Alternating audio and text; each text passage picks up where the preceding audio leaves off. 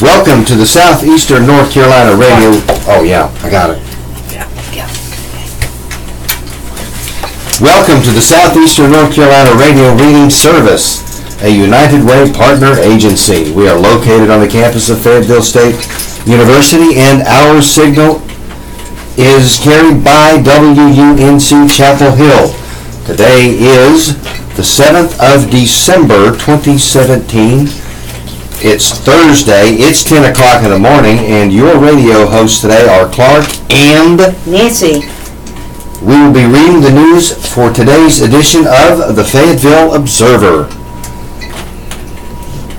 We're going to begin today by looking at the weather. Today, Thursday, December 7th, 2017, we're going to have a high of only 50. It's going to stay cooler with a little rain. And tonight, it's going to go down to 38, cloudy with periods of rain late. Tomorrow, high of only 46, a low of 35. Still raining and probably snow at night. Whoop, that's what it says. It says snow at night. And Saturday, we have a high of 45, a low of 29, everybody. Chilly with clouds, and here comes the sun. Sunday, full sun, plenty of sunshine, but only a high of 45 and a low of 25. Monday, we have a high of 51, a low of 33. Tuesday, a high of 52, a low of 26, folks, and a couple of showers possible. Wednesday, high of 45. Low of 26, mostly sunny and cooler. Now let's look at our beautiful sun and moon. The sunrise today was at 7:10 a.m. and the sunset tonight will be at 5:04 p.m. The moonrise today is at 10:50 p.m. and the moonset tonight is 11:38 a.m. Sunrise for Friday, the sun will rise at 7:11 a.m. That's 1 minute later than today. And the sun sets at 5:04 p.m. Now our last moon is going to be December 10th. The new moon will be December 18th. And the first moon will be December 26th. And the next full moon will be on New Year's Day, January 1st. That's your weather for today. Today in history. Today is Thursday, the 7th of December. It is the 341st day of 2017. And there are only 24 days left in this year. Today's highlight: on December 7th, 1941, during a series of raids in the Pacific, Imperial Japan's Navy launched a preemptive attack on the U.S. Navy base at Pearl Harbor in Hawaii, killing 2,400 people, about half of them on the battleship USS Arizona. Shortly afterward, the United States declared war against Japan the next day. On today's date in history, in 43 BC, Roman statesman and scholar Marcus Tullius Cicero was slain at the order of the Second Triumvirate. And on today's date in history, in 1787, Delaware became the first state to ratify the U.S. Constitution. On today's date in history, in 1909, chemist Leo H. Baekeland received a U.S. patent for Bakelite, the first synthetic plastic. And on today's date in 1917, during World War I, the United States declared war on Austria and Hungary. And on today's date in 1946, fire broke out at the Weinkauf Hotel in Atlanta, Georgia. The blaze killed 119 people, including hotel founder W. Frank Weinkauf. And finally, on today's date in 1967, the Beatles opened the Apple Boutique in London. The venture proved disastrous and the shop closed the following July. Celebrity birthdays today. Singer Aaron Carter is 30.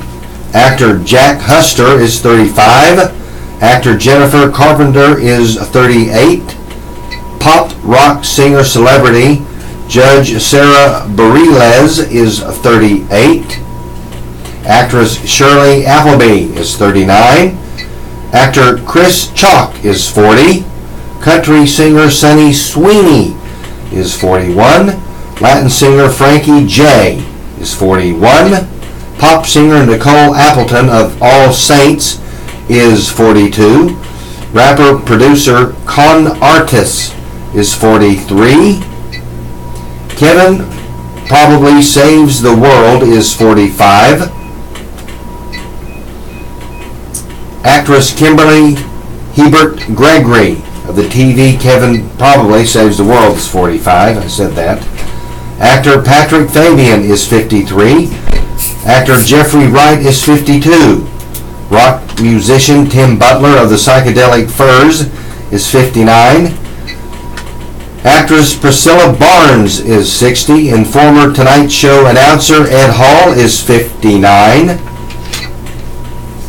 Actor, director, producer James Keach is 70. Country singer Gary Morris is 69. Senator Tad Cochran, a Republican from Mississippi, is 80. Bluegrass singer Bobby Osborne is 86. And linguist and political philosopher Noam Chomsky is 89 years old today. All right, it's a day break. Today, Thursday, December 7th, 2017. Need to know. Number 1, the best Christmas pageant ever. Cape Fear Regional Theater at 1209 Hay Street presents the holiday favorite, the best Christmas pageant ever. Through December 17th, weekend shows are today and Friday at 7 p.m., Saturday at 2 and 7 p.m., and Sunday at 2 and 6 p.m. Tickets are $15. Call 323-4233 or go to cfrt.org. Number 2, carriage rides with Santa. The Cold Spring Downtown District is hosting carriage rides with Santa from 1 to 8 p.m. Saturday and Sunday, with Santa himself in the driver's seat. Tickets are $5 for children under 10 and $10 for adults and children over 10. Tickets for the early bird special are from 1 to 2 p.m. and they're only $5 for all adults and children. You can purchase your tickets on the day of the rides at 222 Hay Street, across from the Cameo Theater, or you may call 223-1089 for more information. Here's a lovely thing. Number 3, Candlelight Wine and Cheese Tour on Saturday from 5:30 to 8:30. Take a romantic candlelight tour of the historic Boyd House, decorated for Christmas, and enjoy a wine and cheese reception. The Boyd House is part of the Weymouth Center at 555 East Connecticut Avenue in Southern Pines. Tickets are $35 for members, $45 for non-members. Make your reservations at the Weymouth Center or call 910-692-6261. And if you like to do the dance the step, we're going to have a holiday classic step show tomorrow, Saturday, from 4 to 7:30 at the Sampson Middle School Gym, 1201 West Elizabeth Street in Clinton. The show features elementary, middle, and high school teams from the region and state. Admission is $6 in advance, $8 the day of the show. Doors open at 3:30 p.m. For more information, call 910-337-4512 or 919-616-8694. We want to hear from you, readers, so please submit your events in writing at least 10 days in advance, or email your calendar to thefayeobserver.com, or fax your details to 486-3545. For questions, call 486-3500. And here is your live wire today by the Observer staff. Department of Transportation will give another look at North Carolina Highway 87 crash data. Question: is there a plan to put a signal light at the intersection of Doc Bennett Road and North Carolina Highway 87? This is a bad place, and there should be some kind, really, maybe a stoplight at that location. This question was submitted by PG of Fayetteville. Answer: the State Department of Transportation studied that intersection in the year 2013 as part of a broader corridor study of North Carolina Highway 87, according to Andrew Barksdale, a department spokesman. That research showed no patterns in vehicle crashes that warranted changes to the intersection, he said. However, in light of this inquiry from the citizen, we will do another study of that intersection by looking at updated crash data, said Andrew Barksdale, a department spokesman. And that question was submitted to or answered by Steve Devane. The last question is: I have noticed a number of surveyors working on Interstate 95 in Cumberland and Harnett counties, and I was just wondering what they are up to or what they are surveying for. This was submitted to the Fayetteville Observer by J.U. of Fayetteville. Answer: the survey work is for the planning and design of two projects to improve Interstate 95, said spokesman Andrew Barksdale with the North Carolina Department of Transportation. One of the projects will widen Interstate 95 to 8 lanes between Exit 71 in Harnett County and Exit 81, that is the Interstate 40 interchange. That's where Interstate 95 and Interstate 40 meet in Johnston County.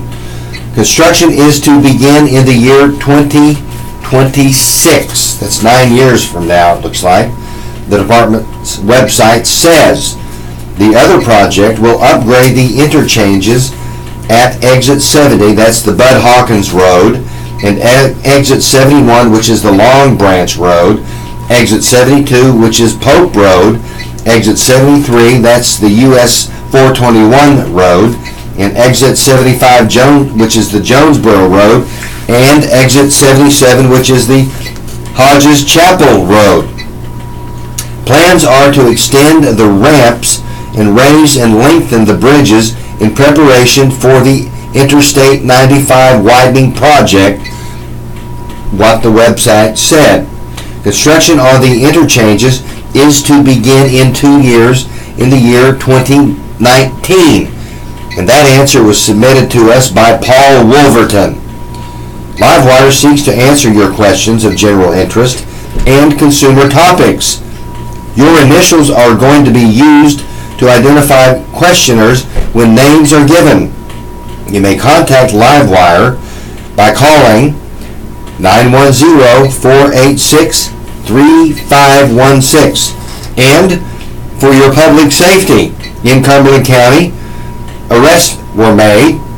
Desmond Lamont Dorsey, age 26, of the 6300 block of Grayfield Road, was charged Tuesday with 3 counts of financial transaction card theft and 1 count each of breaking and entering a motor vehicle in misdemeanor larceny. Desmond Lamont Dorsey's bail was set at $20,000. Vehicle break-ins, there's 2 of them. One in Hope Mills and one in Rockingham Road, on Rockingham Road. In Hope Mills, on on Tonrick Drive reported Monday at 2:33 in the morning there were speakers taken out of that vehicle. And on Rockingham Road, on Dustin Ritchie Shriver was robbed at gunpoint at 11:53 p.m., just a few minutes before midnight, Tuesday on the 5200 block of Rockingham Road. But nothing was reported taken in that robbery of Dustin Ritchie Shriver. And that's your public safety for today. Hang on, good news. Fayetteville may get dusting of snow Saturday. Dun dun dun dun, just what we've been waiting for. Snow, the word that inspires Southerners to clear grocery store shelves of bread, eggs, and beer, is in the forecast going into a cold weekend in Fayetteville. But it looks as if it will be an extremely light dusting, according to the National Weather Service. After a chilly and potentially rainy Thursday and Friday, there is a 60% chance, yes, ladies and gentlemen, 60% chance of rain mixed with snow between 4 a.m. and 7 a.m. Saturday. That's Saturday. But with the low temperature of 34, just above freezing, little to no snow accumulation is predicted. Saturday's high temperature is projected to be around 46, and the chance of rain into Saturday is 30%. The coldest temperatures so far this season will follow. The low Saturday night is expected to be around 26. 26, that's right. And Sunday is anticipated to be sunny, but the high of only 45. Sunday night, better put on those long johns, will be clear with a low of 24. Woo! And that's Paul Wolverton. And Fayetteville may get dusting of snow Saturday. And your letters to the Observer. The title of it is Duke Should Pay, Not Us. And I believe Nancy and I have had this conversation. We have. And we vehemently believe that Duke should pay for what I'm about to read you. Duke's energy managers made a grossly negligent decision to store coal ash and let it escape into the Dan River. The cost of that decision is a $102 million fine and cleanup cost of $305 million a year. At the time of the fine in 2015, the president of the company assured the company's customers, wink wink, says the newspaper, that the shareholders and not the customers will pay the fine. Now, that company wants the customers to pay for the cleanup.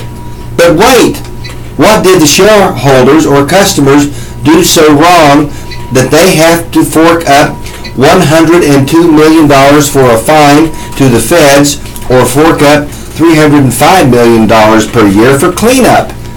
The answer is nothing. They had no idea what was going on. Did we, Nancy? Nope. We had no idea what Duke was doing to our environment. So who is to blame? Obviously, the management of the company. Are they going to be punished for these admitted crimes? Absolutely not. In fact, we learned that in 2013, the top 5 executives and the retiring president who made the decisions were paid a total of $24,679,034. The retiring president was paid $9,555,216. Nice going, Brownie. How about the old saying, when you do the crime, you serve the time? Instead of punishing the innocent shareholders or customers, let's make the past management pay the $102 million, or better yet, Since they admitted that they had committed a crime, let's send them to jail. Oh, excuse me, I forgot. It is not very nice to spend upstanding citizens' jail to jail, even if they did poison our rivers. And this letter to the Observer was written by Robert Gebhardt of Whispering Pines. And just a minute, ladies and gentlemen, I have some breaking news. I was just notified that one of our local celebrity birthdays is Edward Hargrove. And he was born today, December 7th. We don't know what year, but we say happy birthday to Edward Hargrove, our local celebrity birthday. Happy birthday! Nancy, what have you got?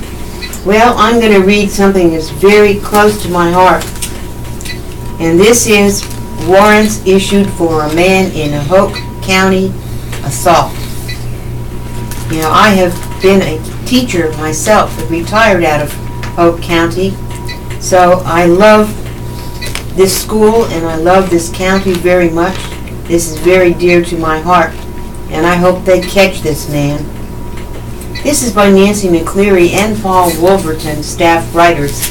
In Rayford, warrants have been issued for a man accused of beating and seriously injuring a teacher at West Hoke Elementary School, Hoke County Sheriff Hubert Peterkin said Wednesday night.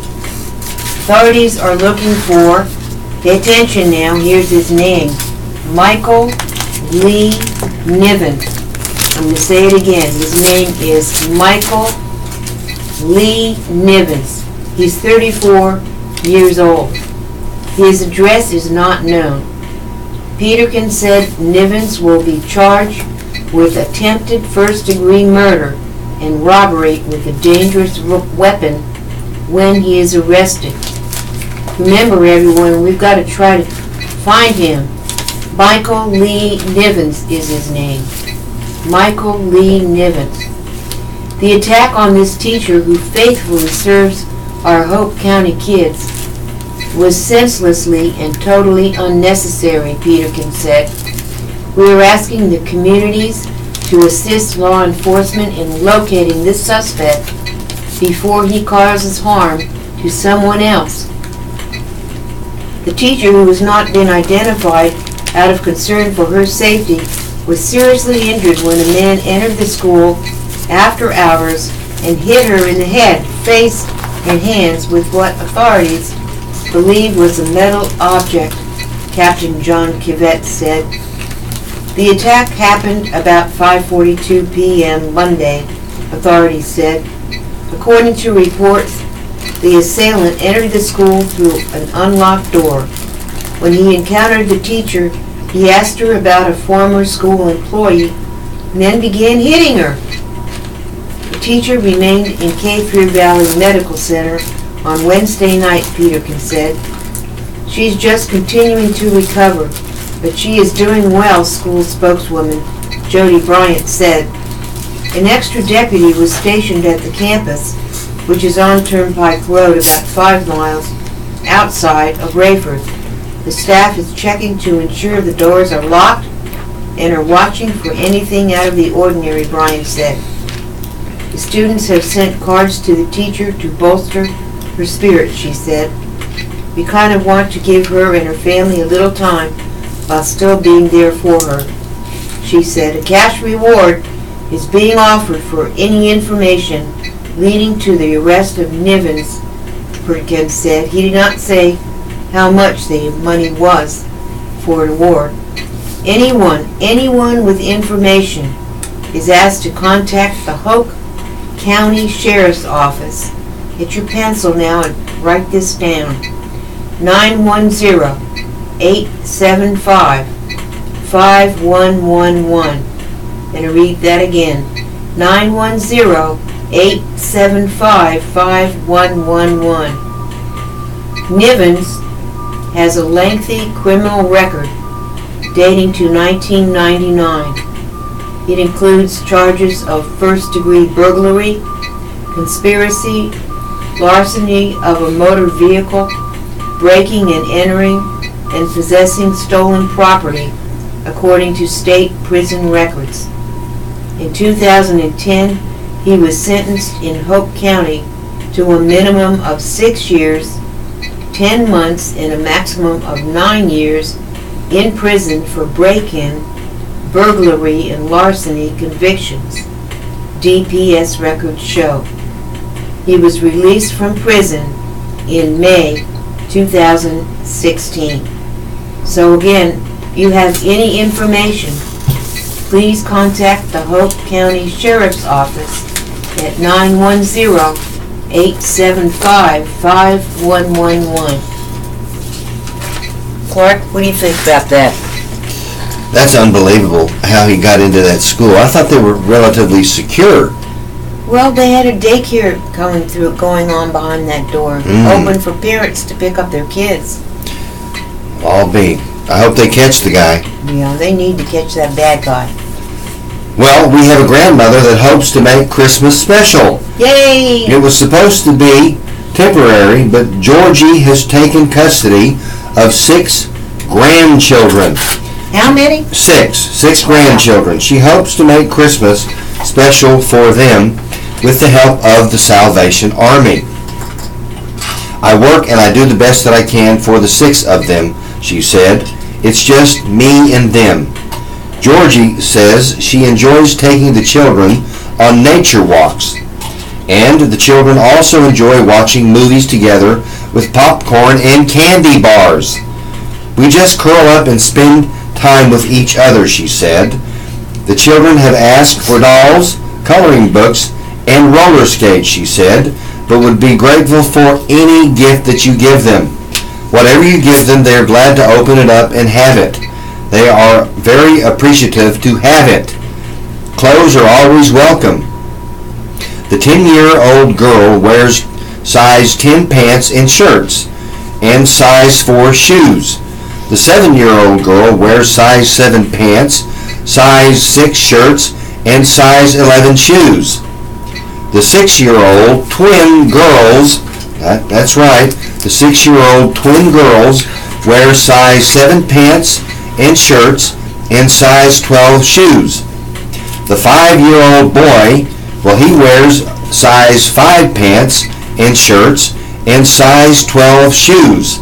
The eldest grandchild is not eligible for the Angel Tree program.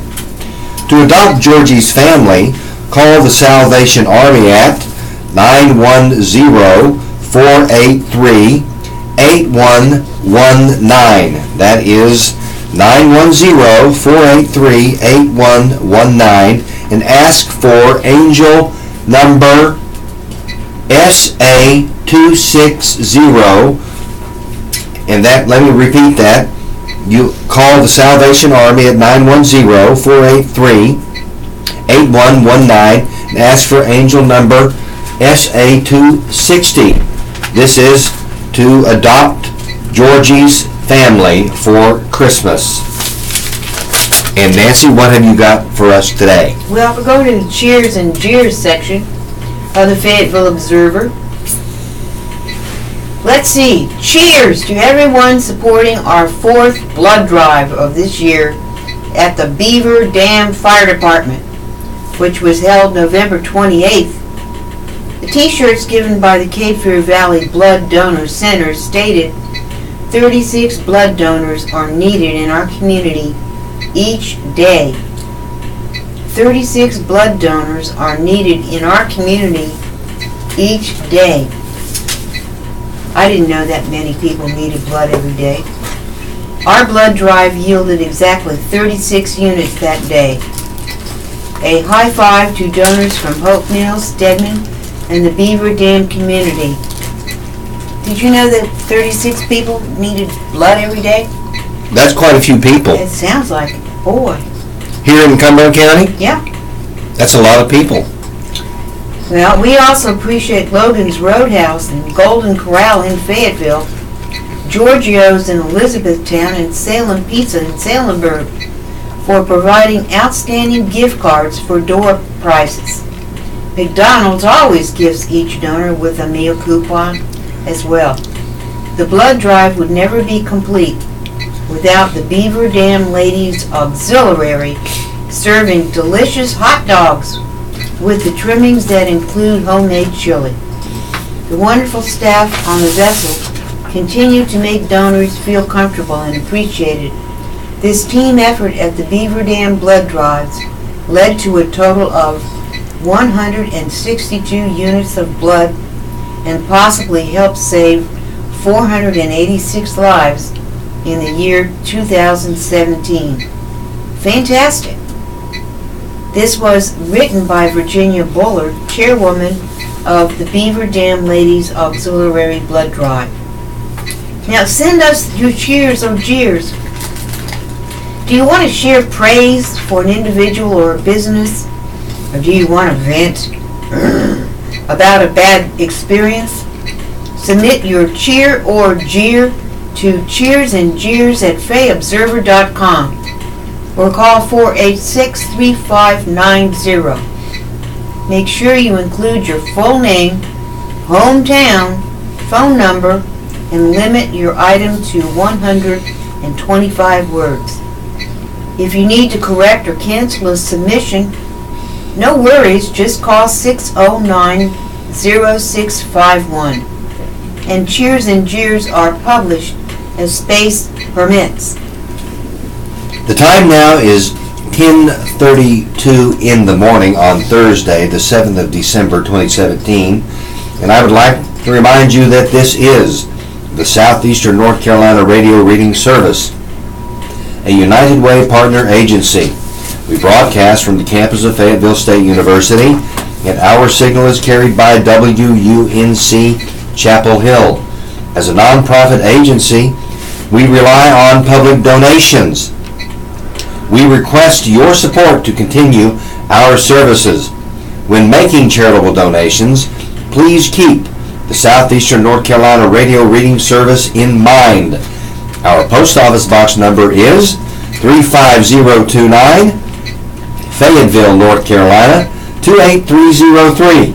If you have any questions or comments, please call us at 910-672-1600 or call the toll-free number 844-709-5656.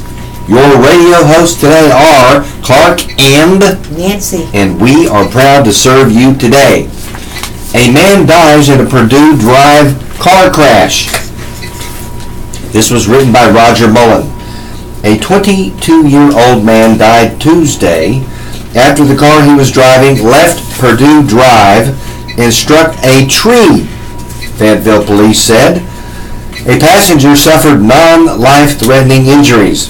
Police say Tony L. McKeithen of the 2900 block of Gordon Way was traveling south on Purdue Drive about 10:52 p.m.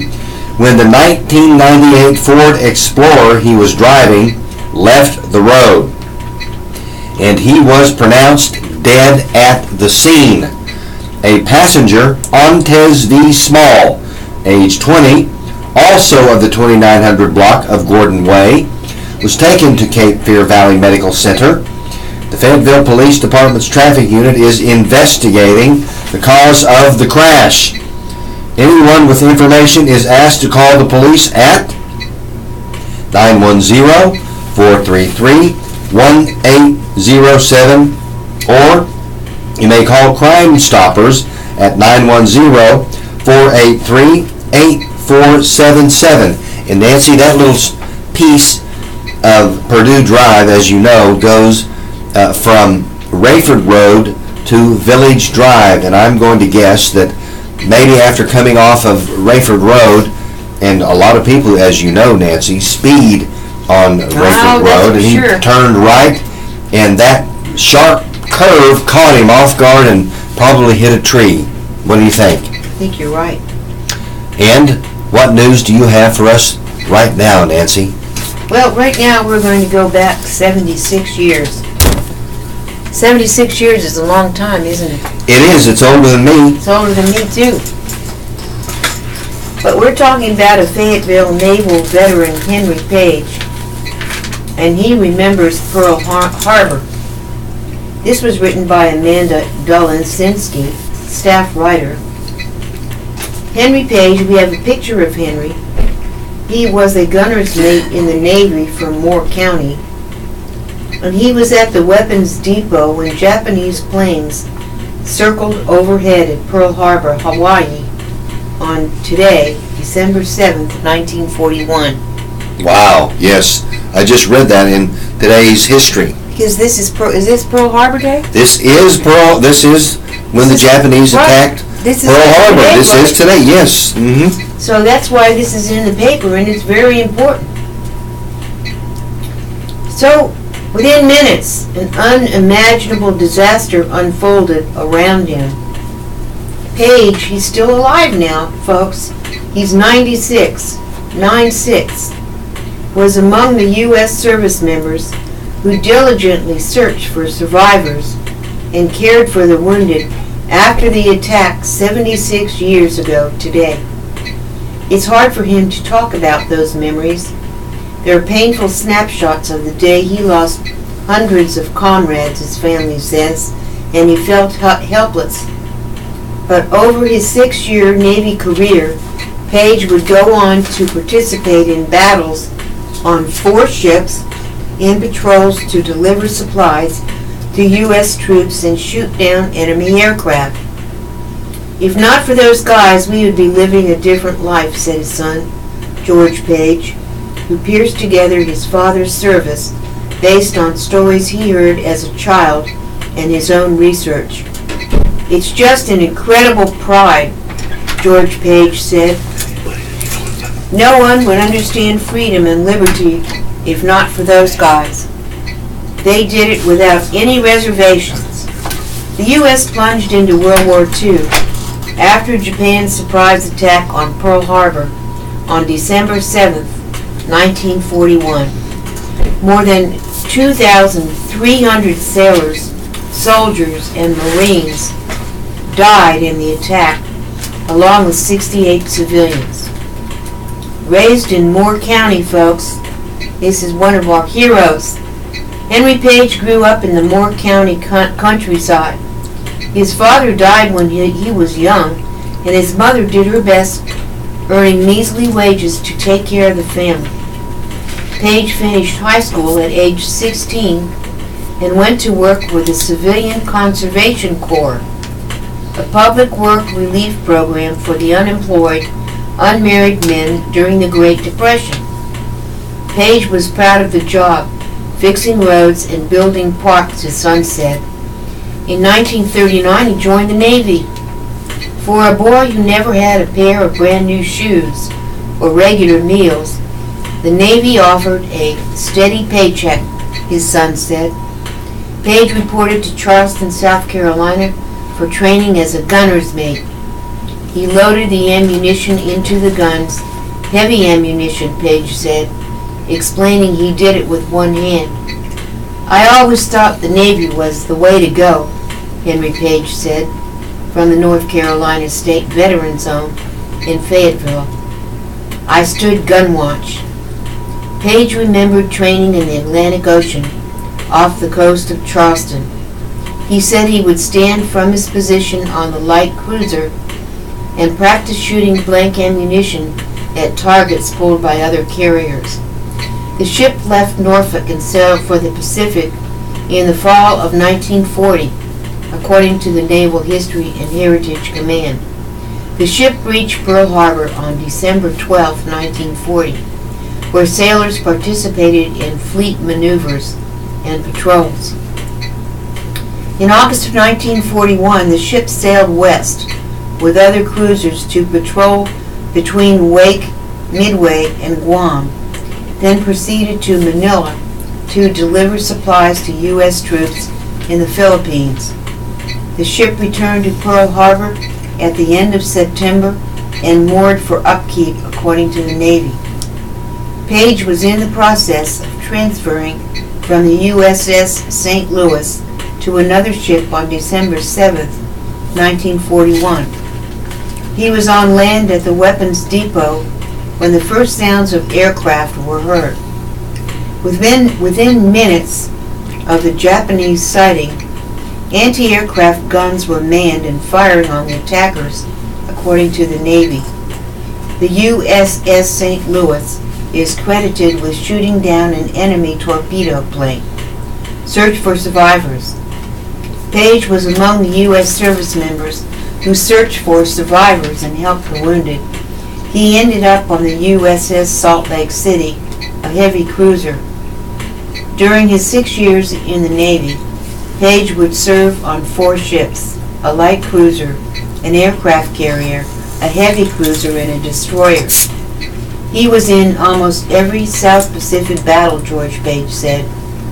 The son recalls a battle story about his father being part of a fleet sent to block transports. The ships came under fire by a Japanese task force, George Page said. His father's ship was struck by a torpedo. A destroyer in the fleet circled round, dropping smoke to conceal the damaged ship, while the crews worked to make enough repairs for it to put up a defense, he said.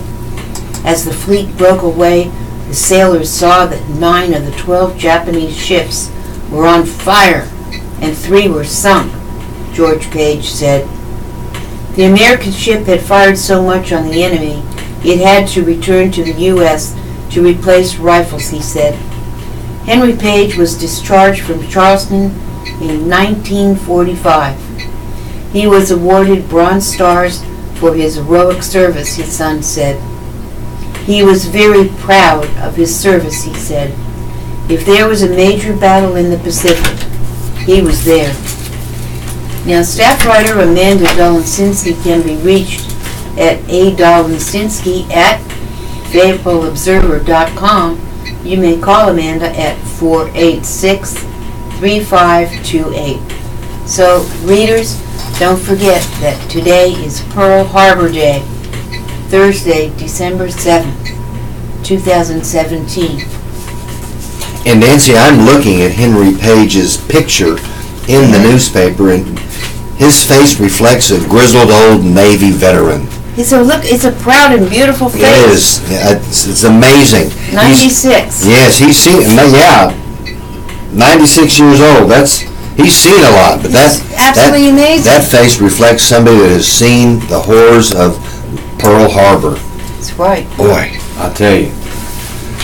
And right now, in the Observer's editorials, under the opinion section, is the county is right to make Gen X its priority. Uh-oh. As he took the chairman's gavel and began the year, he will lead the Cumberland County Board of Commissioners. Larry Lancaster was quick to identify the board's biggest challenge ahead, dealing with the pollution emanating from the Chemours plant on the Cumberland-Bladen County line. This may be a bigger project than Larry Lancaster and his fellow commissioners expect. Ever since the discovery of Gen X, which is a chemical related to the production of Teflon and similar coatings manufactured at the Fayetteville Works in the water supply around the plant, the size of the problem has grown with every test that has been conducted. When Gen X entered our vocabulary last June, it appeared to be a problem of pollution in the Cape Fear River, a concern for downstream communities that draw their water supplies from the Cape Fear River, especially New Hanover County, but not here. Subsequent testing, however, has found Gen X in lakes and in private and public wells. It appears that Gen X has leaked into the water table in addition to being dumped into the Cape Fear River. Yes, that's right, it's being dumped into the Cape Fear River. It appears that Gen X has leaked into the water table, and Chemours agreed to stop the Gen X waste stream into the river and to ship the chemical off-site for disposal. Now that's an interesting thing. What does that mean? I don't know. But that did not get it out of the water table. and withdrawing pollutants from the aquifer is difficult and tricky and an expensive proposition. Most communities choose to extend water mains into affected areas instead of trying to clean up the existing pollution. And that has been the approach with other underground pollution problems in Cumberland County in the past. But now we are left to wonder if even that is going to be sufficient. We learned last month that the Fayetteville Works may be emitting Gen X into the air as well. We're breathing the stuff, supposedly, which means it could be spreading far and wide on wind currents. How far? Well, nobody knows yet. But state officials have been steadily expanding the testing radius around the plant. And so far, they keep finding more Gen X. A bottle of honey from a beekeeper in Bladen County may be the next canary in the mine. A jar of honey sent off for testing registered 2,070 parts per trillion of Gen X. Now get this, the state has set 140 parts per trillion as a safe health goal for human ingestion. So here's this honey that's got 2,070 parts per trillion. So Nancy, I guess we won't be buying any local honey. What do you think, Nancy? No, I think we shouldn't. Yeah, because I don't know. I'm just saying that. You may never know where that honey's coming from, and I don't want to ingest Gen X. No. We have to assume that it was the pollen that the bees collect and turn into honey. If it's in the pollen produced by flowers, it is in the fruit and vegetable too, maybe? We're not sure. We may have to wait until next growing season to be certain, but the test results on the honey raise a great big red warning flag. Farming is a big business in the region and around the Kimhorse plant. There's livestock, there's poultry, there's vegetables, fruit, and more. And so we know that Gen X produces cancerous tumors in animals. And we already have anecdotal evidence of cancerous tumors in dogs owned by plant neighbors. So here's the dogs, they're walking around with cancerous tumors. This makes me furious. We all should be furious. Although there is not firm evidence yet of Gen X health effects on human beings. The results of animal testings are reason enough, though, to be wary of Gen X. And Nancy, if you remember, when we were watching TV the other day, there was this woman that lived in and around, I believe, the Kimhorse plant. She was standing in front of her collards, and she was worried that her collards had Gen X in it. And she should be. Yeah, and she should be. And this was on TV a couple of days ago. So far, the answers to the concerns raised in the communities around the Fayetteville Works are coming slowly. State environmental and health agencies need more funding to put more researchers on this case. We are seeing some signs that Republican lawmakers may be ready to move in that direction, perhaps as soon as next month. Why weren't they moving when they found out about it? That's right. Why are they so slow? Is somebody out there getting a kickback from the Kimhorse plant or DuPont or something like that? I don't know. Something smells fishy. Can you smell that, Nancy? I smell it. I don't like it. Me neither. Very upset. An epidemiological study comparing human health outcomes around the plant with state and national averages is very much needed, as is broader testing for other potentially toxic chemicals produced or used at the Kimhorse plant. And ladies and gentlemen, it's already clear that more homeowners in that area are going to need a safe, reliable source of water for their homes.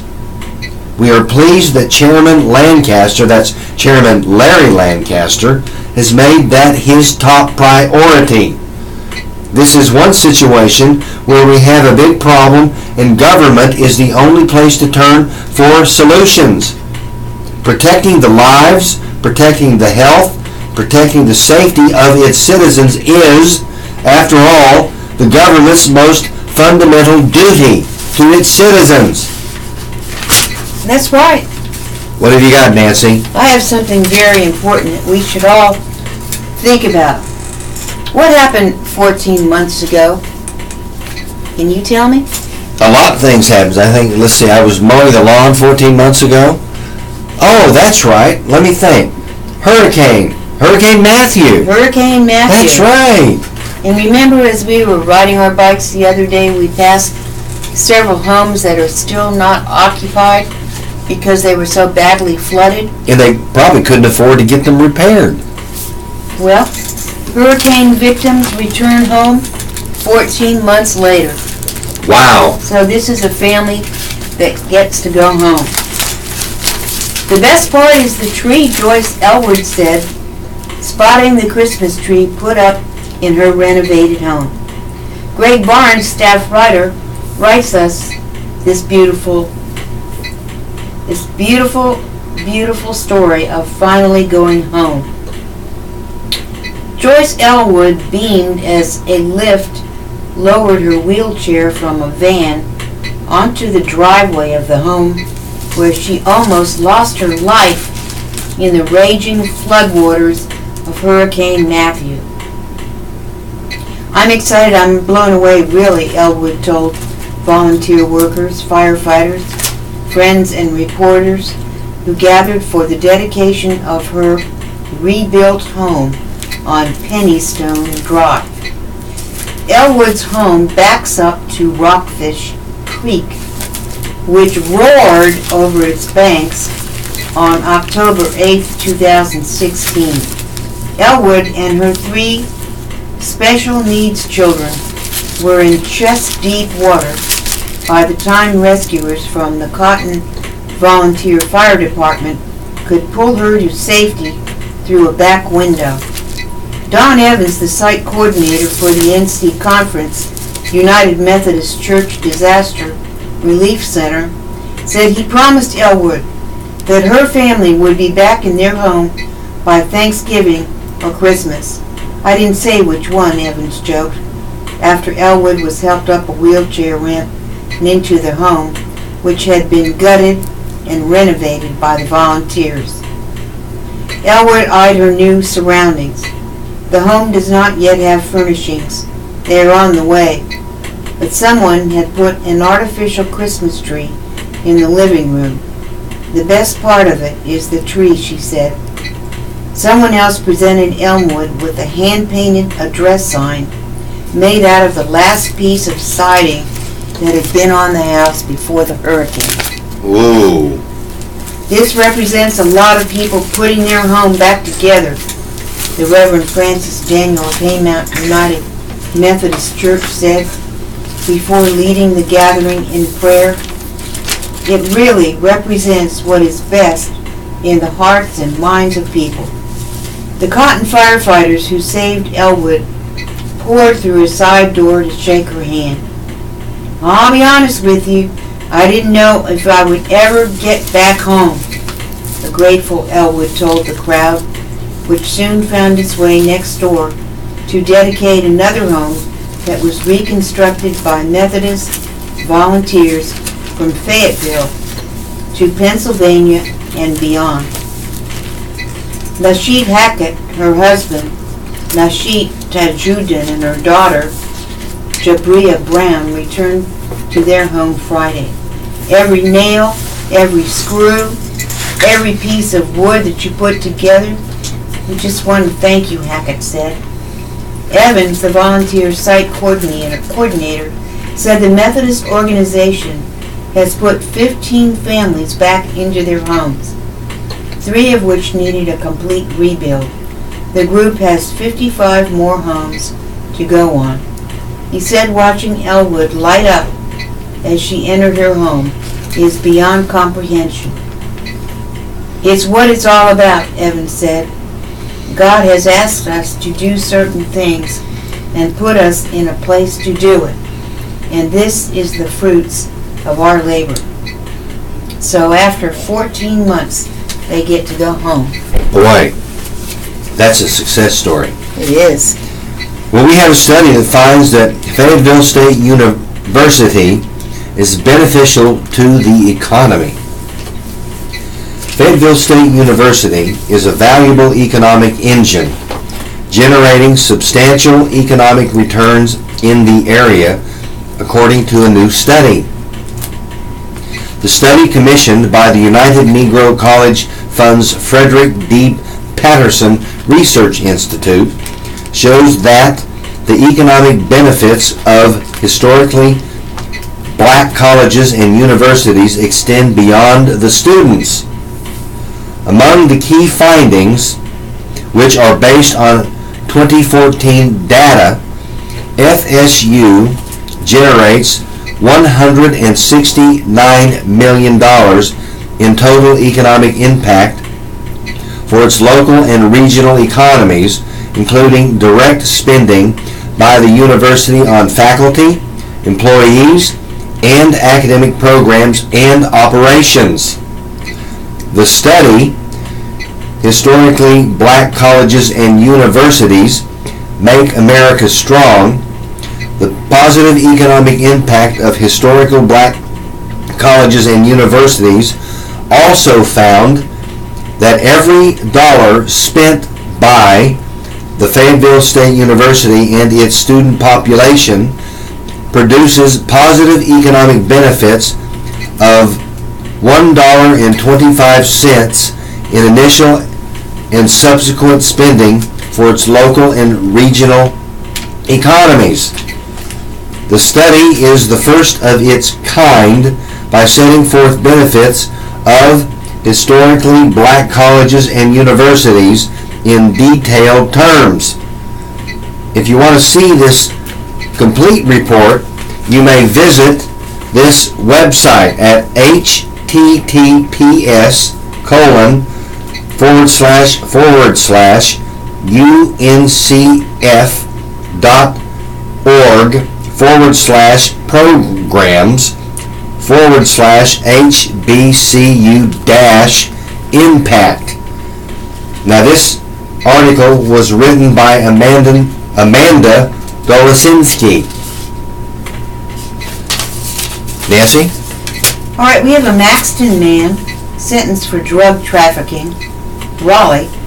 A Maxton man was sentenced Wednesday in federal court to more than 11 years in prison for drug trafficking, according to a release from the Office of the U.S. Attorney for the Eastern District of North Carolina. Darwin Dial Jr., age 30, was indicted in April for conspiracy to distribute and possess with intent to distribute 28 grams or more of cocaine base or crack. He pleaded guilty to the charge in September. The Bureau of Alcohol, Tobacco, and Firearms and the Robeson County Sheriff's Office began investigation in 2016 of Dial's drug trafficking activities, the release said. Between March 2016 and March 2017, Dial is accused of distributing more than 600 grams of crack cocaine, the release said. Upon his release from prison, Dial will be on supervised probation for 4 years. By Nancy McCleary. Boy, well, I'm really still reeling from that whole article about the Gen X in our water supply. I am too. I'm angry about it. It's shocking. Could be in my body. Well, I don't know if the wind blows it all the way from, and you know where the DuPont Chemours plant is. It's on the way to the beach.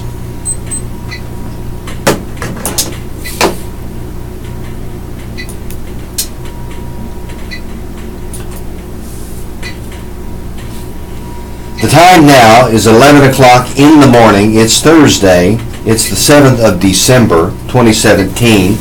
And I would like to remind you again that this is the Southeastern North Carolina Radio Reading Service, a United Way partner agency. We broadcast from the campus of Fayetteville State University. And our signal is carried by WUNC Chapel Hill. As a nonprofit agency, we rely on public donations. We request your support to continue our services. When making charitable donations, please keep Southeastern North Carolina Radio Reading Service in mind.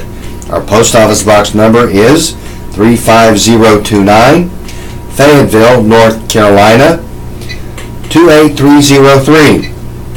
If you have any questions or comments, please call 910-672-1600 or call the toll-free number 844-709-5656.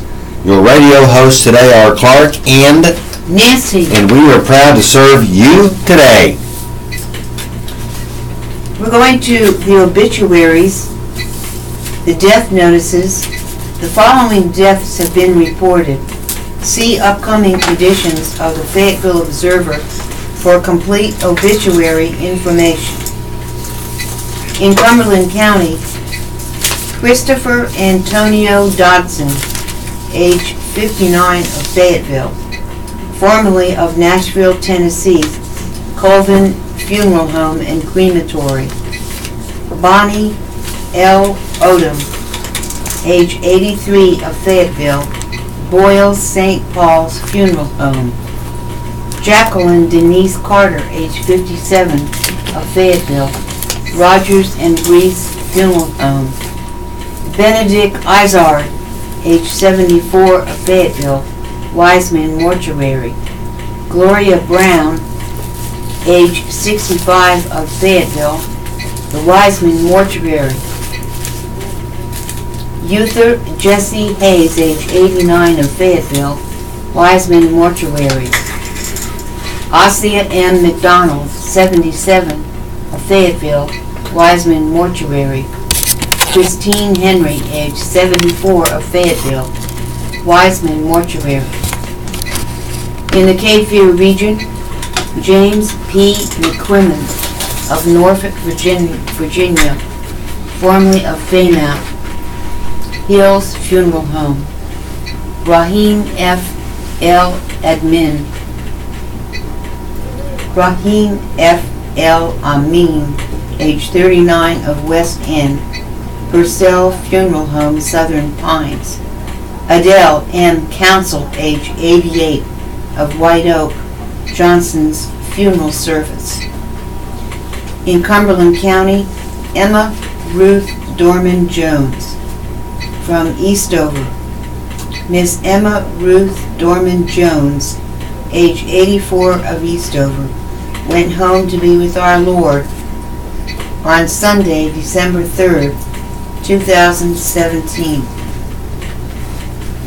Condolences may be made to www.quomartymillerfunerals.com. Jose Juan Melendez Jr., Fort Bragg. SPC Jose Juan Melendez Jr., age 31, of Fayetteville, passed away on Wednesday, 29 November, in Raleigh, North Carolina. Arrangements by Jernigan Warren Funeral Home. Willie Billy Williams, age 79, of Fayetteville, died Tuesday, December 5th, 2017.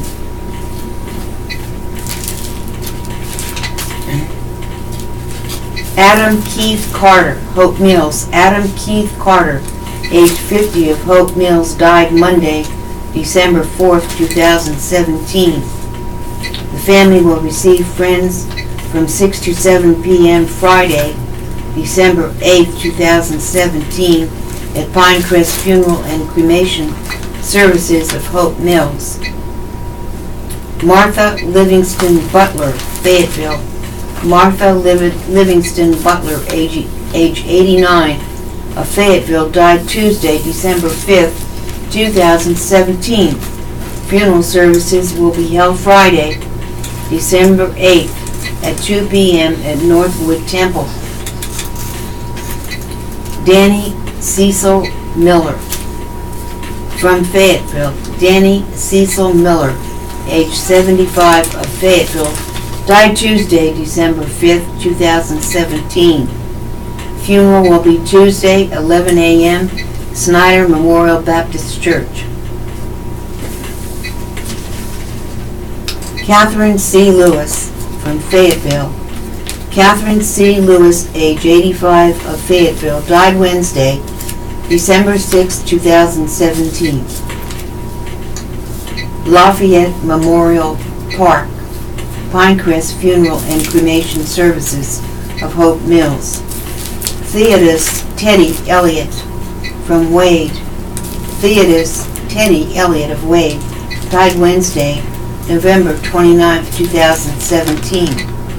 Rockfish Memorial Park, Herring Funeral Care and Cremations.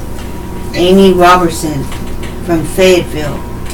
Amy Robertson, age 88, of Fayetteville, died Sunday, November 26, 2017. Colvin Funeral Home, Chapel. Trent Linwood Taylor, from Fayetteville. Trent Linwood Taylor, age 51, of Fayetteville, died Tuesday, December 5th, 2017. Temple Baptist Church, Journey, Oregon Funeral Home. And Gisela Holbert, Fayetteville. Gisela Holbert, age 82, of Fayetteville, died Monday, November 27th, 2017. Memorial Friday at 11 a.m., Main Post Cemetery. Burial, Main Post Cemetery. Sullivan Highland Funeral Services. And in the region and elsewhere, Lily Tyndall Jackson of Roseboro died Sunday, 3 December 2017. The funeral will be on Thursday at 2 p.m. in the Tyndall Grove Pentecostal Holiness Church in Clinton. The visitation will be at the Hope Valley Hawkins Funeral Chapel in Clinton on Wednesday from 7 p.m. to 9 p.m.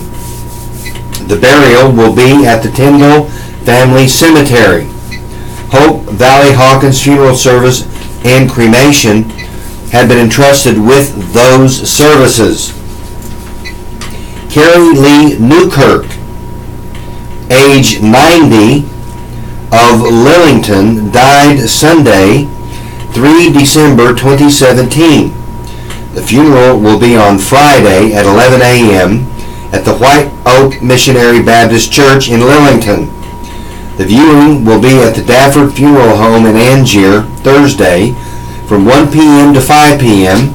and the burial will be at the White Oak Missionary Baptist Church Cemetery in Lillington. The Dafford Funeral Home of Angier has been entrusted with those funeral services.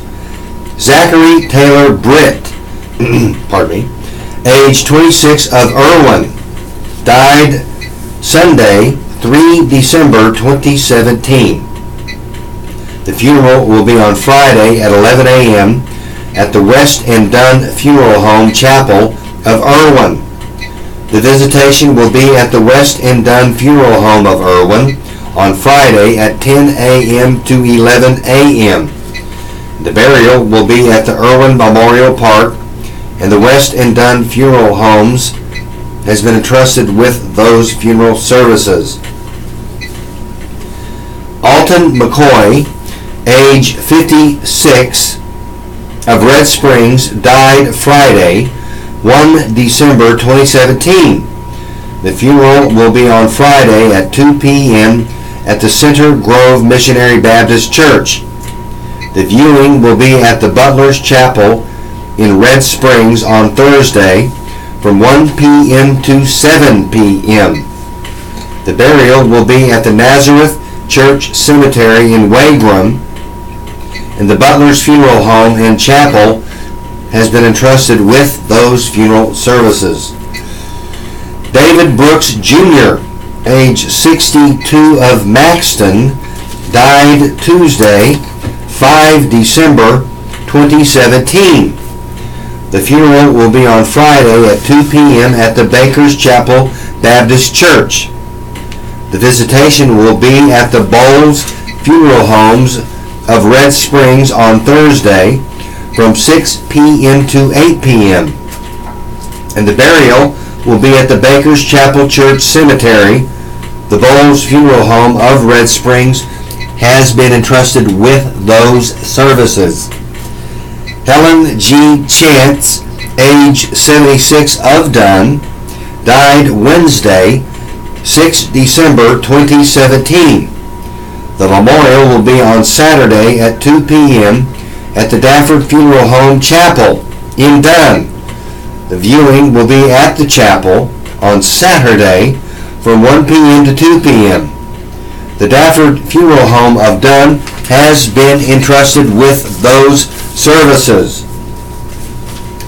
Donald Fortson, age 77, of Bolton, died Sunday, November 5th, 2017. There will be a graveside service on Saturday at 11 a.m. at the Oak Grove Church Cemetery. The visitation will be at the Oak Grove Church Fellowships Hall on Saturday from 10 a.m. to 10:30 a.m. The burial will be at the Oak Grove Church Cemetery. The McKenzie Mortuary has been entrusted with the funeral services. Samuel J. Bellamy of Longs, South Carolina, died Monday, 4 December 2017. The funeral will be on Monday at 1 p.m. at the Fremont Missionary Baptist Church in Longs, South Carolina. The visitation will be at the Myrtle Hill Missionary Baptist Church in Longs, South Carolina on Sunday from 4 p.m. to 6 p.m. Hill's announcing for United Funeral Home has been entrusted with those funeral services. Ruby Bird Pignateo of Decatur, Alabama, died Monday, 4 December 2017. The funeral will be on Monday at 11:30 a.m. at the Peacocks Chapel. Visitation will be on Monday from 10 a.m. to 11:30 a.m. and the burial will be at the Columbus Memorial Park. There's a website here for you to look at. It is the Peacock Funeral Home. It is www.peacockfuneralhome.net. Bernice Bass Jackson, age 88, of Bladenboro, died Wednesday, 6 December 2017. The funeral will be held on Friday at 3 p.m. at the Center Road Baptist Church. Visitation will be at the Center Road Baptist Church in Bladenboro on Friday from 1:30 p.m. to 3 p.m. And the burial will be at the New Pate Cemetery, and Bladen's Gaskins has been entrusted with those funeral services. C.O.O. Lewis Jr., age 68, of Delco, North Carolina, died Tuesday, 5 December 2017. The funeral will be on Friday at 2 p.m. at the Livingston Baptist Church in Delco, North Carolina. The visitation will be at the Livingston Baptist Church in Delco on Friday from 12:30 p.m. to 1:30 p.m. The burial will be at the church cemetery. McKenzie Mortuary Service of Whiteville has been entrusted with those funeral services. Louise Honrine, age 76, of Clinton, died Wednesday, 6 December 2017. The funeral will be Friday at 3 p.m. at the Crumpler Honeycutt Funeral Home. The visitation will be at the Crumpler Honeycutt Funeral Home on Friday from 2 p.m. to 3 p.m. And the burial will be at the Honline Family Cemetery. Cora Nisi Evans, age 51 of Clinton, died Friday, 1 December 2017. The funeral will be on Saturday at 2 p.m. at the New Life Outreach Ministries. And the visitation will be held at the Worley Funeral Home Incorporated on Friday from 1 p.m. to 6 p.m. The burial will be at the Sand Hill Cemetery in Clinton. The Worley Funeral Home has been entrusted with those funeral services. Edith Ezell of Whiteville died Tuesday, 5 December 2017. The funeral will be on Saturday at 2 p.m. at the Peacock's Chapel. The visitation will be at the Peacock Funeral Home on Friday from 6:30 p.m. to 8:30 p.m. and the burial will be at the McPherson Cemetery. And if you would like to see more, you may go to this website, www.peacockfuneralhome.net. Finally, Elizabeth Hamlin, age 73, of Columbia, South Carolina, died Saturday, 2 December 2017. The funeral will be on Friday at 1 p.m. at the Mount Sinai Church. The viewing will be at the Bowie Funeral Home Chapel on Thursday, that's today, from 1 p.m. to 6 p.m. at the Bowie Funeral Home. And this completes the obituaries for Thursday, 7 December 2017. Let's see what Billy Graham has to say. Yes, Jesus was born of a virgin and had one true father. Question: I know you Christians say Jesus was born of a virgin, but where did that idea come from? Even if I believed in God, which I'm not sure I do, I'd have a hard time believing this. This is from KMT. Answer: only one person knew for certain that Mary was a virgin, and that was Mary herself. Later, Joseph, to whom she was betrothed, came to know it also, through an angel. The angel told him, Joseph, son of David, do not be afraid to take Mary home as your wife, because what is conceived in her is from the Holy Spirit. From the book of Matthew, chapter 1, verse 20. Mary and Joseph were just as familiar with the facts of life as we are, but they also realized something was happening that had never happened before. God alone would be the child's father.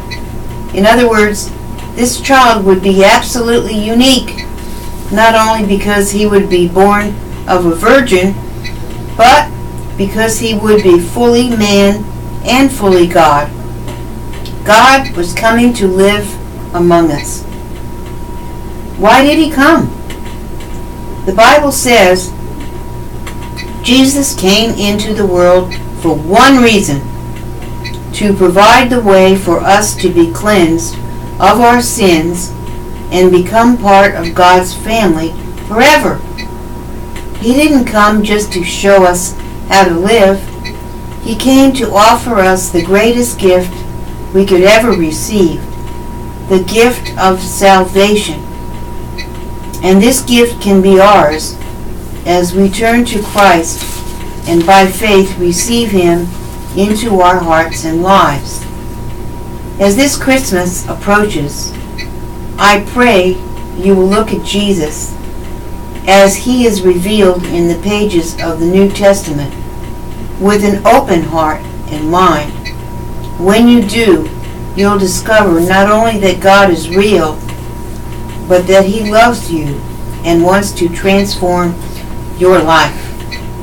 Now, readers, you can write to the Reverend Billy Graham at the Billy Graham Evangelistic Association, 1 Billy Graham Parkway, Charlotte, North Carolina, 28201. Or you may call him at 877-2-GRAHAM.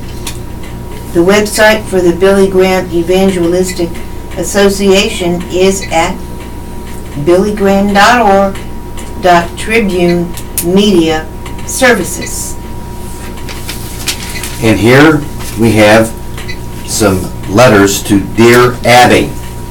A non-hugger seeks a polite way to keep others at arm's length. Dear Abby, I am not a hugger. In fact, I pretty much hate hugging. But people think I am rude when I do not open my arms to hug after they've opened their arms. And they also think that I'm rude when I tell them I'm not really a hugger. And it happens with friends, fellow church congregants, and audience members. Oh, by the way, I am an entertainer all of the time. Although I let the hugs happen, I'm usually holding my breath the whole time the hug has been initiated. Oh, brother. Once I've hey-girled someone and offered my warmest smile. What more can I do? I don't want people I like to think I do not like them, or I'm not happy to see them, but I am fed up with faking it and participating in this ritual of hugging that makes me so uncomfortable. If there is a polite, clear way to convey this to the people without seeming cold or unappreciative, please let me know what it is.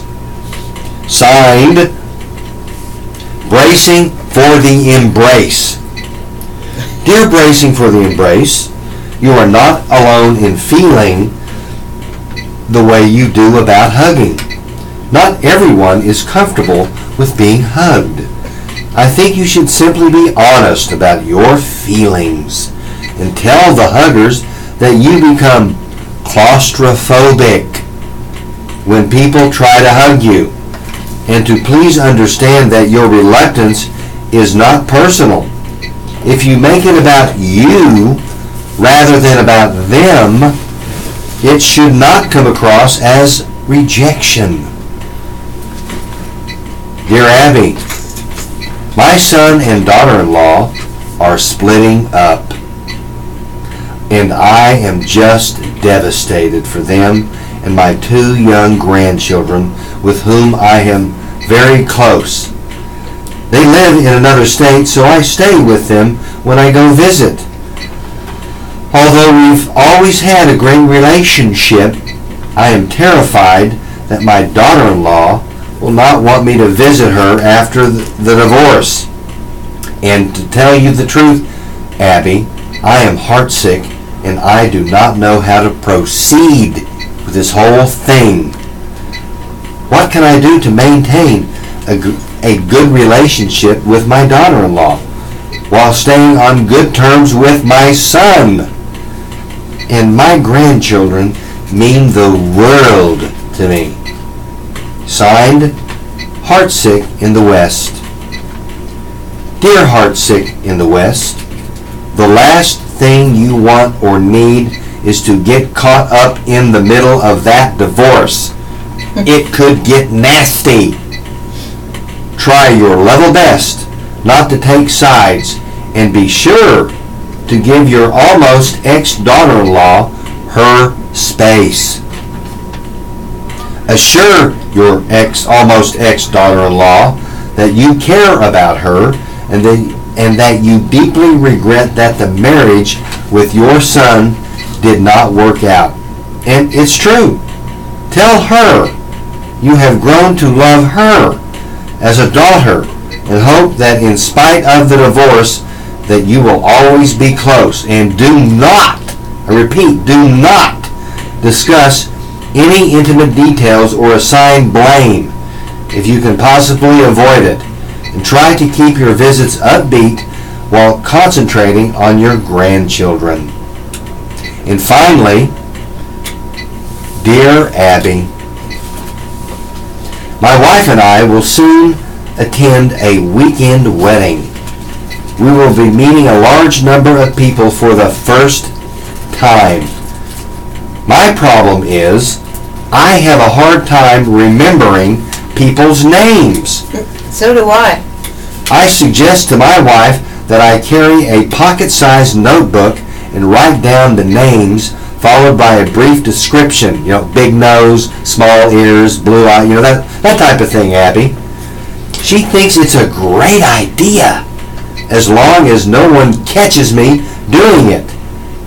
I think in addition to being practical, it will provide a bit of humor to the occasion, especially if my remarks about them are humorous. What say you, Abby? Signed, Sensible in Seattle. Dear Sensible in Seattle, I agree with your wife.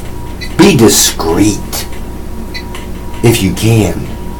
Rather than carry a notebook, I suggest that it might be less obvious if you enter or dictate the information in the notes section of your smartphone. Readers, you can write Dear Abby at dearabby.com, or you can write her a letter with your question at Dear Abby, Post Office Box 69440, Los Angeles, California 90069. Are you ready for the horoscope? I'm ready. All right, here we go. Horoscope, as you know, is written by Stella Wilder. She says, are you born today? You can be quite well-mannered, but at the drop of a hat, you can let your manners fly and engage someone in the most boorish, aggressive, and often unwarranted way. Woo! Sagittarius, November 22nd through December 21st. You are likely to find yourself in exactly the right position for perhaps securing a promotion of sorts for yourself. Capricorn, December 22nd through January 19th. Cappy, don't be tempted to keep too many balls in the air at any one time. Drop one and it could be a catastrophe for you and a loved one. Aquarius, January 20th through February 18th. Do you know what's really possible today?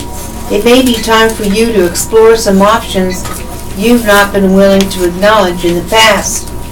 Pisces, you're eager to show someone just what you have brewing, but take care that you don't reveal too much before things are ready. Aries, March 21st, April 19th. News you receive today can either pull you down or propel you skyward, and your immediate reaction needn't be the determining factor. Taurus, April 20th to May 20th. Taurus, you're having trouble shaking a recent experience that rubbed you the wrong way. Trust a friend to tell you what you definitely need to hear.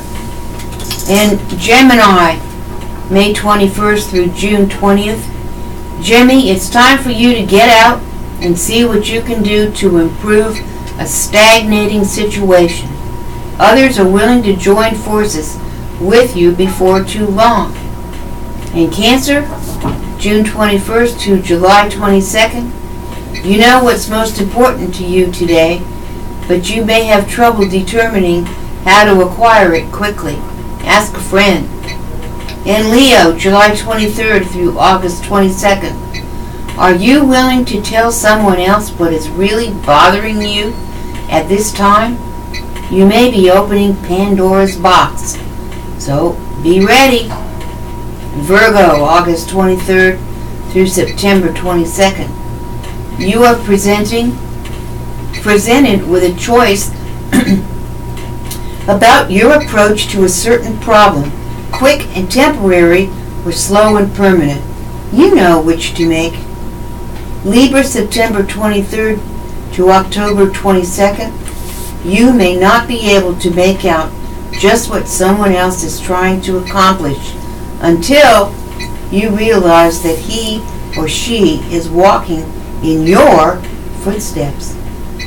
And finally, Scorpio, October 23rd through November 21st. Scorpio, take care today that in your eagerness you don't accidentally show someone else up, especially one who is in a superior position.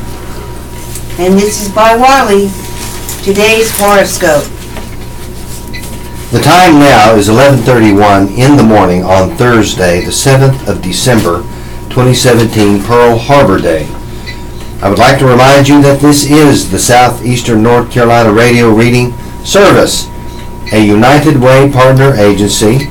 We broadcast from the campus of Fayetteville State University, and our signal is carried by WUNC Chapel Hill. As a nonprofit agency, we rely on public donations, and we request your support to continue our services. When making charitable donations, please keep the Southeastern North Carolina Radio Reading Service in mind. Our post office box number is 35029, Fayetteville, North Carolina, 28303. If you have any questions or comments, call 910-672-1600 or call the toll-free number 844-709-5656. Your radio hosts today are Clark and Nancy. And we are proud to serve you today. Here we have a little something from Leonard Pitts Jr., the Miami Herald columnist, way down there in Florida. He says the wrong man was praising Rosa Parks. Here comes the most meaningless sentence you'll read today. Last week, Donald Trump paid tribute to Rosa Parks. It's meaningless because Trump obviously has no real idea what Rosa Parks did or what it meant. If he did, he could never have cursed Colin Kaepernick. Oh sure, he can mouth the words, as he did in the slick video posted online Saturday, to the accompaniment of swelling music and historical images. Donald Trump narrated Rosa Parks' famous act of defiance, and 62 Decembers ago, her refusal to give up her seat on a Montgomery, Alabama bus to a white man after the white section of the bus became full. Her arrest ignited the 381-day Montgomery bus boycott, the first act of the civil rights movement, and brought to prominence a 26-year-old preacher named Martin Luther King Jr. And yes, Donald Trump spoke truly when he lauded Rosa Parks for bravery and the legacy that inspires. But given the source, that praise could not have been emptier. You cannot truly understand Rosa Parks' legacy or appreciate her bravery and still declare, as he did in September, that NFL owners should say, "Get that son of a off the field," if a player follows Kaepernick's lead and kneels during the national anthem. This is not to equate the athlete and the seamstress. Her impact obviously dwarfs his, at least thus far, but it is to say that in terms of motive, method, and reaction, there's little substantive difference between the two. It is important to remember that it wasn't just the indignity of being told to surrender her seat that made Parks say no that day. Rather, it was also decades of living with white people's abuse, white people's exploitation, and white people's violence under a system that assumed as a matter of policy that she was filthy, ignorant, and unworthy of a bus seat, which is not fundamentally different from Colin Kaepernick's frustration with police brutality that kills and wounds African Americans while the courts do nothing. Yes, his protest is often called unpatriotic and offensive. The same was not said of Rosa Parks' protest. Not incidentally, she broke the law. He did not. As a Kaepernick is called names and threatened by outraged white people, so was Rosa Parks. Rosa Parks once said she refused to stand because she was just tired of taking it. The things that made her tired were in plain sight, as obvious as a whites-only sign. Yet, they were invisible to most white people. 62 years later, we can all easily see the things that fatigued her and other black people back in those days. We marvel that there was ever a time some of us could not. And Rosa Parks, 12 years dead, is unthreatening enough to be honored by Donald Trump. Well, this is the same Donald Trump who has led the metaphorical lynch mob against black athletes for doing essentially what Rosa Parks and her generation did. Moreover, he is the same Donald Trump who retweets white supremacists and Islamophobes, the one who found moral equivalence between neo-Nazis and those who protested them. So this honor is cynical, hypocritical, and deeply insulting to the memory of a great woman. Donald Trump needs to take Rosa Parks' name out of his lying mouth. He sullies it by speaking her name. Meantime, that football player Donald Trump loathes risked his livelihood because he got tired of taking the brutalization of black people. He has faced condemnation and threat for demanding that all of us see what some of us refuse to see. Like the seamstress on the bus 6 decades ago, Colin Kaepernick has ignited a generation because he decided he literally would not stand for it anymore. He honors Rosa Parks more meaningfully than Donald Trump ever could. This article was written by Leonard Pitts, and as you know, he is a columnist for the Miami Herald.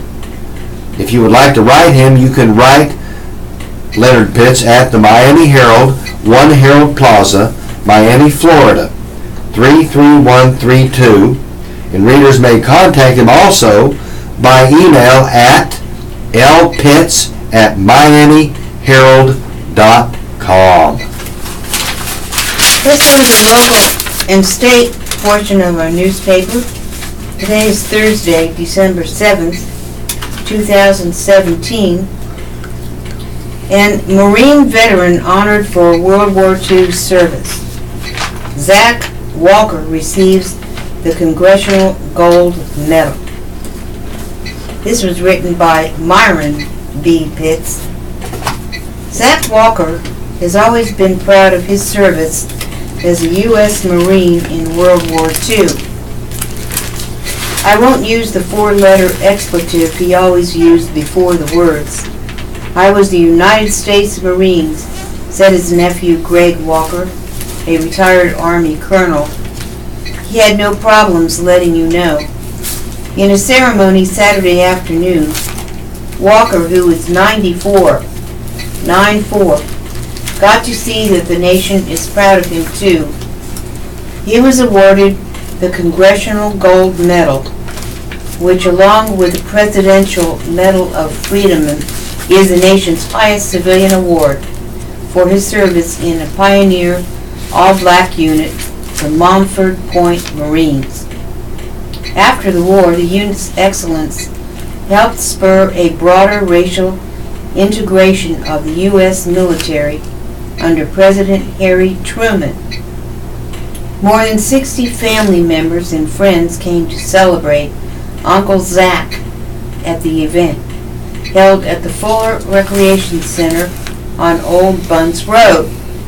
Many family members knew Walker had been a Marine, but not of the historical importance of his unit. Just for this honor to come forth just makes it more powerful, said his older daughter, Rochelle Walker.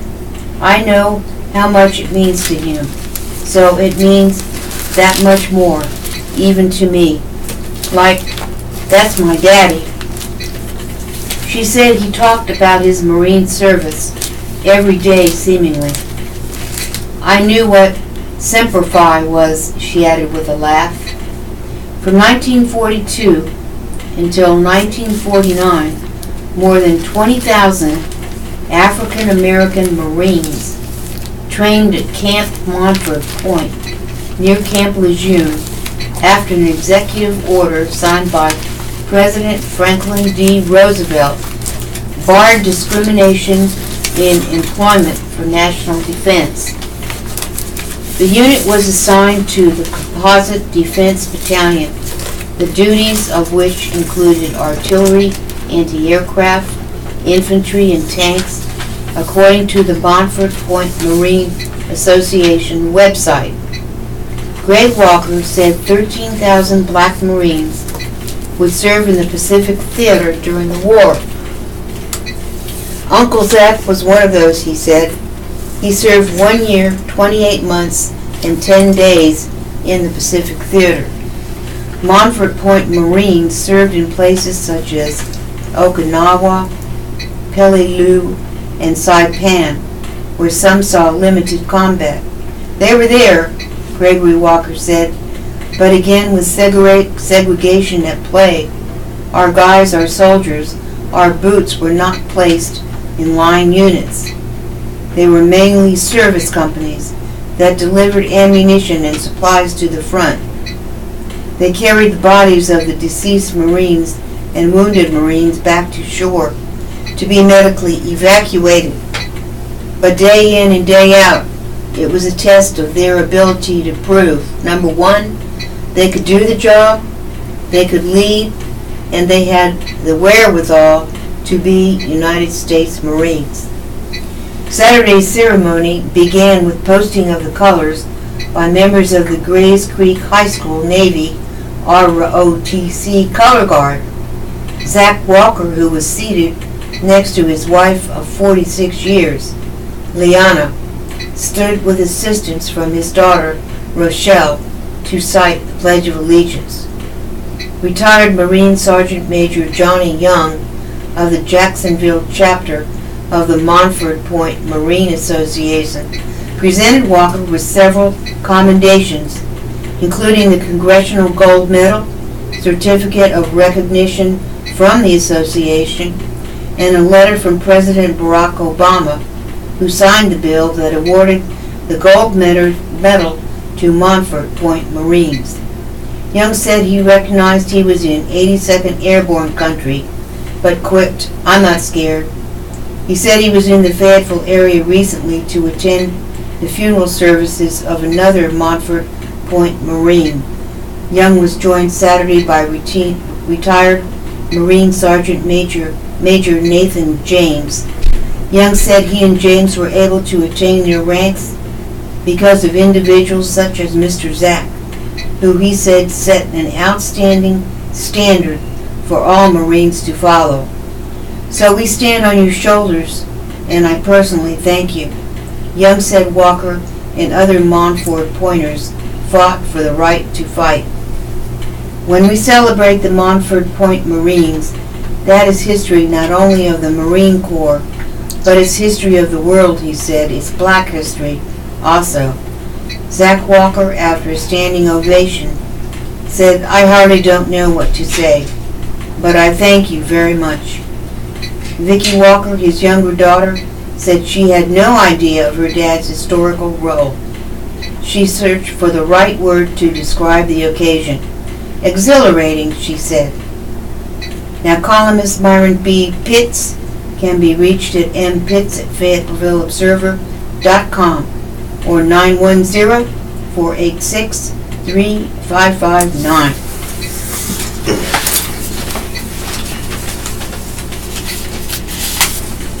A suspect was ID'd in 5 robberies. Fayetteville police have identified and charged a man accused of robbing 5 businesses since 28 November 2017. Nicholas J. Rizzuto, age 28, remains on the loose. He is accused of robbing 3 cell phone stores, a bookstore, and a drugstore, police said in a news release Wednesday. Anyone who can help police find him is asked to contact Sergeant M.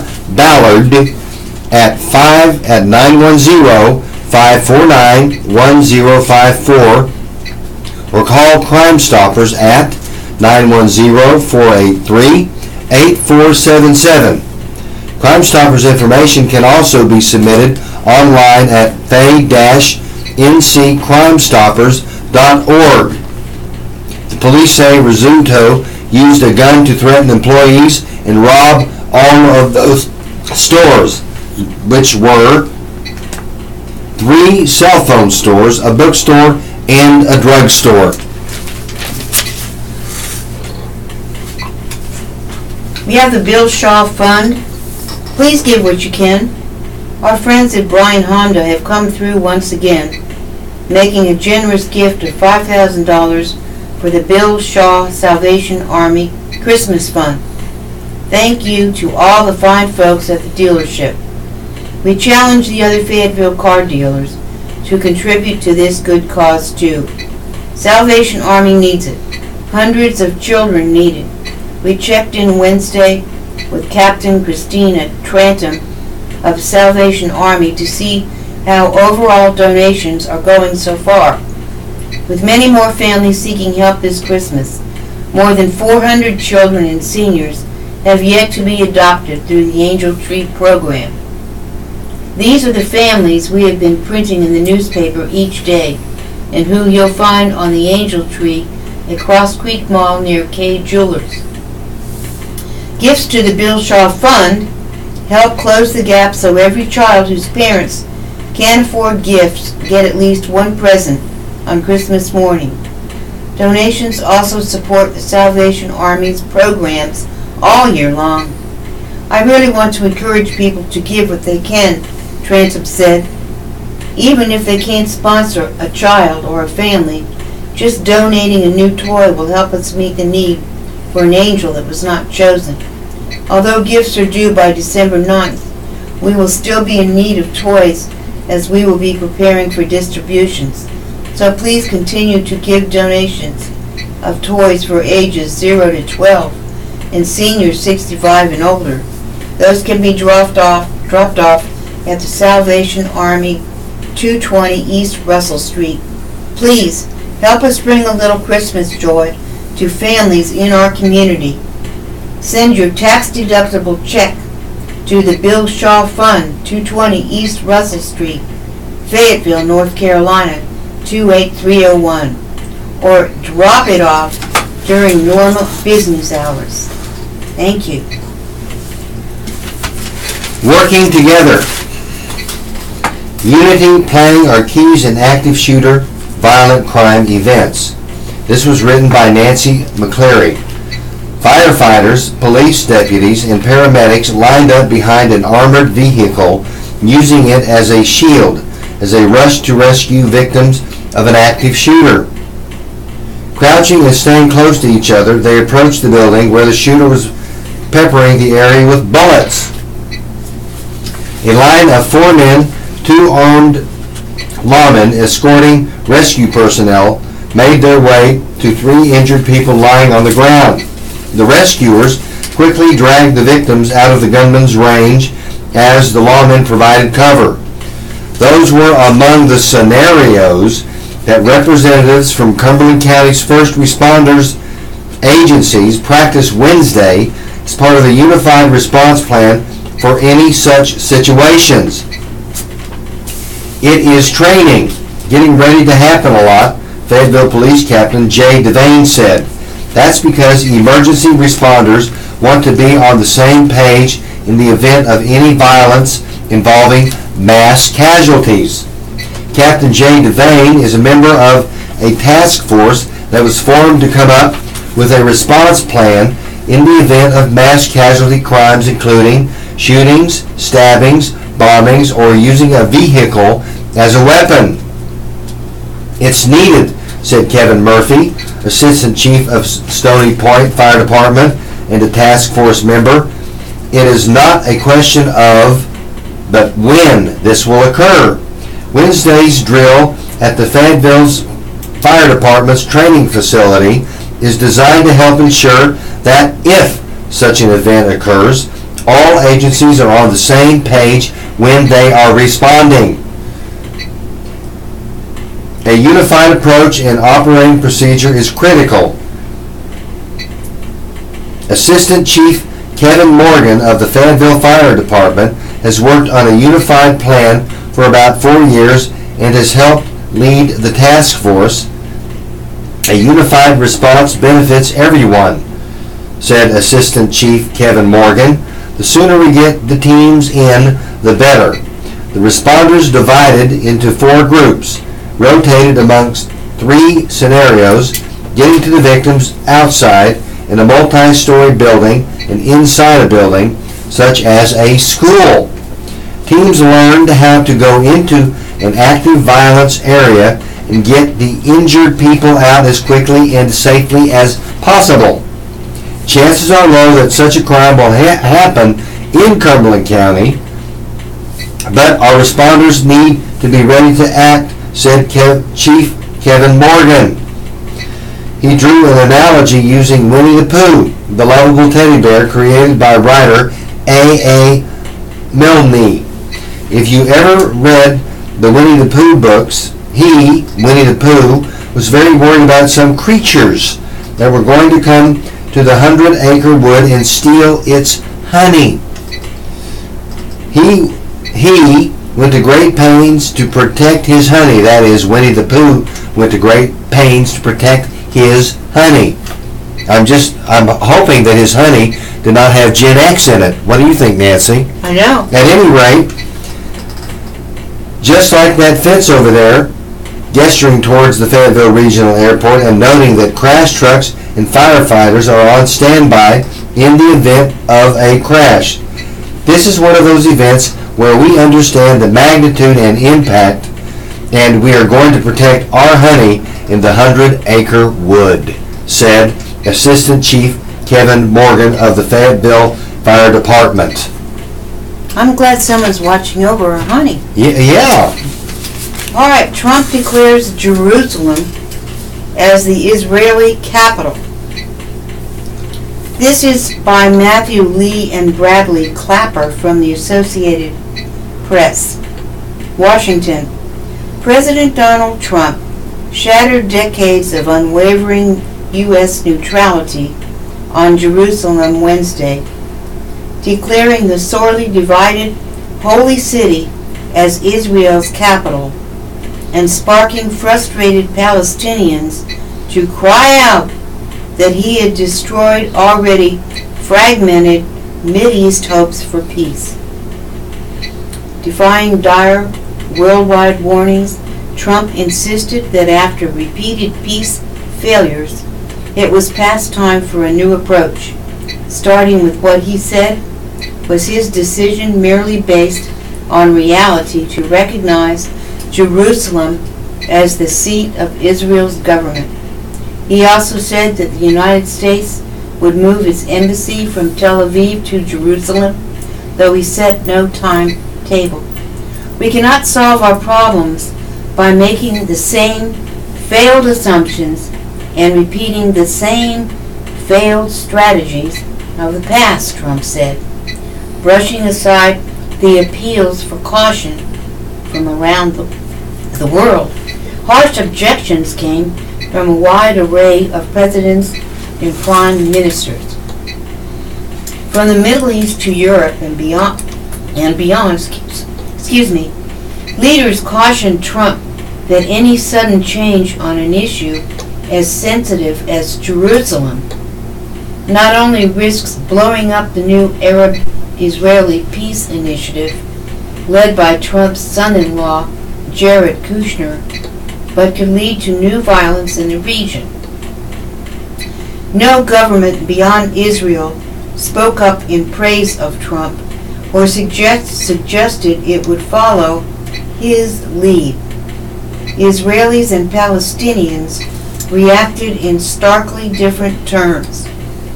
Prime Minister Benjamin Netanyahu hailed Trump's announcement as an important step toward peace, and Israeli opposition leaders echoed his praise. The Palestinian President Mahmoud Abbas said Trump's shift serves extremist groups that want religious war and signals U.S. withdrawal from being a peace mediator. Protesters in Gaza burned American and Israeli flags. Womack aims to stop the bleed. Sergeant Stacy Ulep offered reassuring words as he placed a tourniquet around the shattered remains of a leg. "I'm trying to save your life," he said as he tightened the strap and applied pressure to stop the bleeding. The patient, a training dummy, did not respond, but the animatronic leg kept moving, and the blood, a mix of water and food coloring, kept squirting for a few more seconds until Sergeant Stacy Ulep pinched off the artery. Sergeant Stacy Ulep is a member of the Womack Army Medical Center's security forces, and she was one of about a dozen guards at the Fort Bragg Hospital to receive training on how to stop life-threatening bleeding. The training, which officials hope to expand to Fort Bragg schools, to Fort Bragg police, to Fort Bragg chaplains, and partners outside of the post, is part of the nationwide Stop the Bleed campaign. "This is something we want everyone in the community to learn," said Major Tim Plackett, a trauma chief in Womack's emergency department. "It is important. You never know when you'll need to know this and where you will be." Stop the Bleed is a national awareness campaign started by the Barack Obama White House in 2015. It's intended to cultivate grassroots efforts to train non-medical personnel to help in the event of a mass casualty situation. At Fort Bragg, officials hope training will also better prepare the hospital to cope with mass injuries caused by training accidents. The hope is to saturate the community with people who know how to do this. The goal is the community, and that's more than just Fort Bragg. As part of the campaign, officials are also encouraging schools, shopping malls, and other gathering places to buy trauma kits, so-called active shooter kits, with supplies to care for catastrophic wounds. The kits can care for up to 50 patients. And now, ladies and gentlemen, this concludes our broadcast of the Fayetteville Observer. Your radio hosts today have been Clark and Nancy. And at 2 p.m., please listen to the Southern Pines Pilot. At 4 p.m., you can hear Off the Bookshelf. Additionally, you will hear a rebroadcast of today's Fayetteville Observer tonight at 9 p.m. We will now join the Raleigh Network for additional news of interest. And as always, we thank you for tuning us in. We have enjoyed being with you this morning, and Clark and Nancy wish you to have a wonderful day.